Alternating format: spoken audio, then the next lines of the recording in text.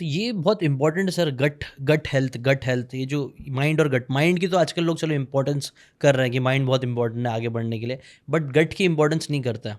और ये गट की लापरवाही करने के, जैसे गट पे ना ध्यान देने के, जैसे क्या क्या करेंटली प्रॉब्लम्स मैक्सिमम लोग फेस कर रहे हैं, आप कुछ एग्जांपल्स बता सकते हो? तो पहली प्रॉब्लम जो आती है, जो लोगों को समझनी चाहिए, वो पहली प्रॉब्लम आती है कि जब आप कोई भी खाना खाते हैं तो वो आपके पेट में जाता है, और पेट में वो थोड़ी देर के लिए स्टोर होता है, चर्निंग होती है, उसकी चक्की चलती है समझ लीजिएगा आम लैंग्वेज में, और वहाँ पर उसके साथ एसिड की बरसात होती है, हाइड्रोक्लोरिक एसिड HCl।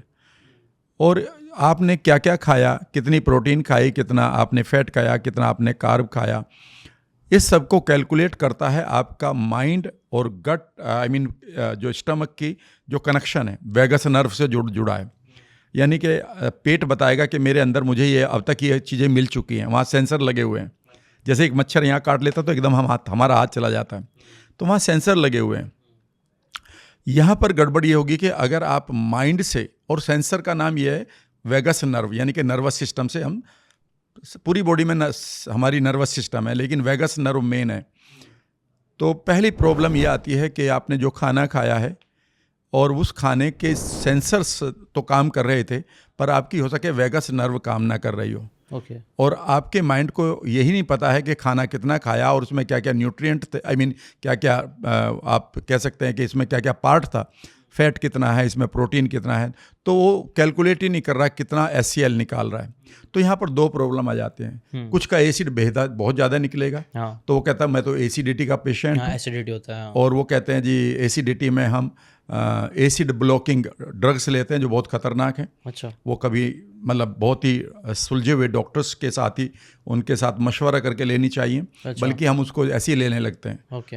ये बहुत बड़ी गलती करते हैं। दूसरी प्रॉब्लम जो सबसे बड़ी आती है जिशन, वो ये आती है, जो जब मैं ये किताब पढ़ रहा हूँ, मेरे पास करीब करीब ऐसी 10 से 12 किताबें हैं, और करीब करीब 15,000 पेपर्स के आप कह सकते हैं कि मेरे मेडिकल नोट्स मैंने इकट्ठे किए थे, जो पिछले 4 सालों में मैंने गो थ्रू किया। सबको तो मैं नहीं समझ पाया हूँ, टू बी वेरी फ्रैंक, वो डॉक्टर्स की लैंग्वेज में है उन्हीं को, लेकिन जितना लेमैन लैंग्वेज में समझा जा सकता है उतना बता रहा हूँ। दूसरी प्रॉब्लम ये आती है कि वहाँ पर हमारा हाइड्रोक्लोरिक एसिड जो है, HCl हाइड्रोक्लोरिक एसिड जो है, उसकी मात्रा कम है, उसकी क्वांटिटी कम है।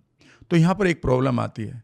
प्रॉब्लम ये होती है कि जितना खाना है, मान लेते खाने में प्रोटीन आप खा रहे हैं, ज़रूरी है, और कई बार आपको कहा जाता है खूब प्रोटीन खाओ, प्रोटीन आपकी बिल्डिंग ब्लॉक्स हैं बॉडी के, ज़रूरी भी है। पर क्या आप जानते हैं कि अगर आपने प्रोटीन ज़्यादा खा ली और अगर एसिड कम है, तो आपका प्रोटीन अनडाइजेस्टेड ये पेट आगे धकेल देगा, और वो आपकी छोटी आंत में यानी कि स्मॉल इंटेस्टाइन में जाएंगे। पहली बीमारी यहाँ पर हो जाएगी कि अब आपकी जो प्रोटीन छोटी आंत में गई है, वो फंगस बन जाएगी, फुई बन जाएगी, जिसको आप फंगल इन्फेक्शन कहते हैं आंतों का। इसे हम स्मॉल इंटेस्टाइनल फंगल इन्फेक्शन कहते हैं, और ओवर ग्रोथ कहते हैं। यानी कि आपकी आंतों में फंगस लग चुकी है, फुई लग चुकी है। और किसी भी चीज़ में, घर में भी अगर किसी अचार में, किसी सब्जी में फुई लग जाती है, तो आप एकदम से फेंकते हो उसको, यानी कि उसको टच भी नहीं करना चाहते, क्योंकि वो पॉइजनस हो जाती है। राइट। ठीक है ना। ये पहली बीमारी है लोगों को, ये अधिकांश लोगों को हो गई है। और जब ये फंगल इन्फेक्शन होगा तो ये सिर्फ आपके आंतों में ही नहीं है, मैं अभी थोड़ी देर बाद बताऊंगा कि आंतों से ये ट्रेवल करके आपके ब्लड में पहुंच जाएगा, और कई बार आपके स्किन में पहुंच जाएगा। तो कई बार आप देखेंगे कि आपको फंगल इन्फेक्शन हो रहा है, और ज़िंदगी भर के लिए एंटी फंगल क्रीम आप लगाते जा रहे हैं।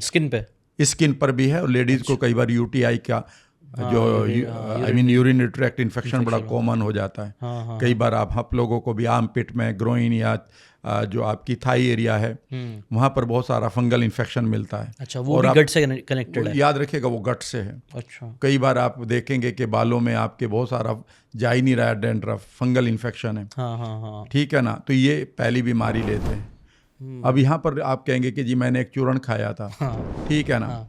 पहली तो बात यह है कि जैसे ही आपका HCl कम होगा तो आप पहचान सकते हैं, क्या होता है? आपको हमेशा ब्लोटिंग रहेगी, कभी कॉन्स्टिपेशन आएगा तो कभी आपको डायरिया रहेगा, गैस जैसा, खूब गैस बनेगी, खाने के बाद खूब गैस बनेगी, क्योंकि आप लो HCl निकल रहा है आपके स्टमक में।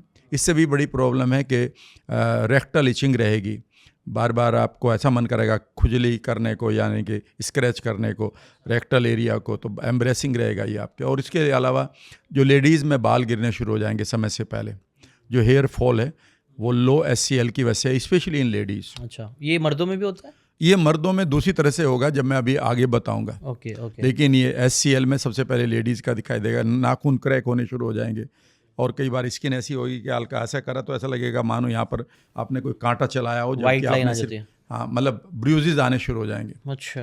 तो ये पहली प्रॉब्लम है।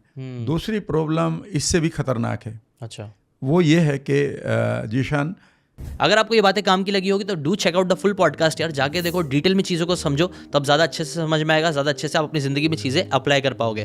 Thanks so much and subscribe this channel.